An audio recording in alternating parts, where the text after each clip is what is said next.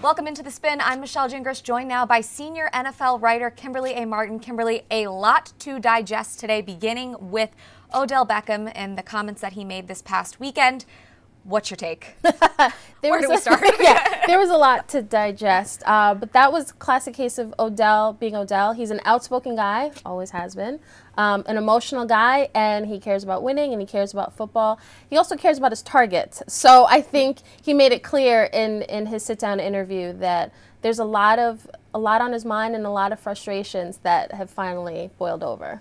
He was saying that he was just trying to be a leader. In the comments that he made, he was just trying to be a leader. And the team performed pretty well after their little kumbaya that they had in the locker room.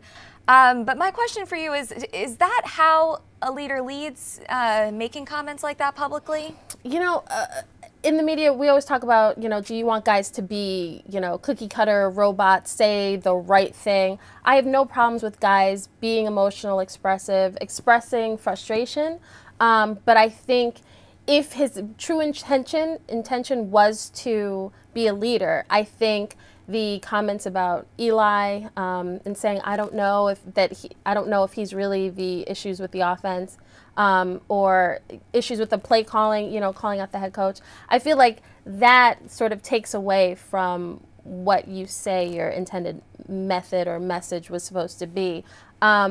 It's fine to be frustrated. It's fine to want to win. But when you start to point fingers, when, there's a lot of room for blame on this team, I think that's where things get tricky. And we were speaking earlier, just blame where you can also, it's okay to point fingers, but you also have to be able to take accountability for your own actions and maybe be able to point the finger at yourself when sometimes something isn't going the way that you would typically want it to go. He dropped some catches this past, right? Exactly. This Thursday, they're playing the Eagles, Thursday Night Football, defending Super Bowl champs. I think this is going to be another test, okay?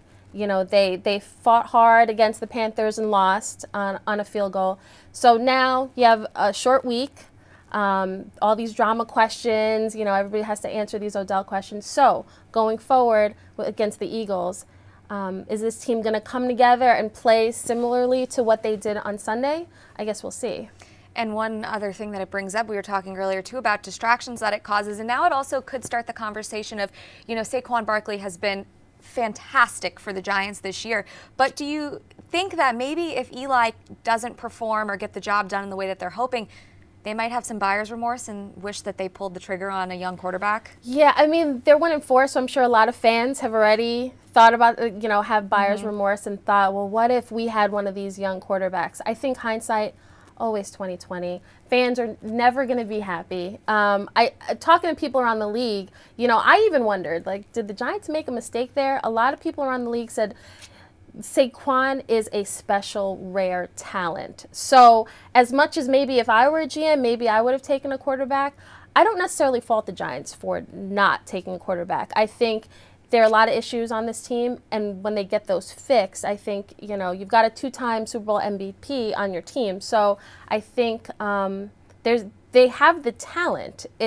Will they gel quickly? Because the season's starting to slip away a bit. Right, and time will tell as soon as Thursday night when they take on the Philadelphia Eagles. Kimberly A. Martin, thanks so much for joining us. For all things NFL, make sure you follow Kimberly on Yahoo Sports.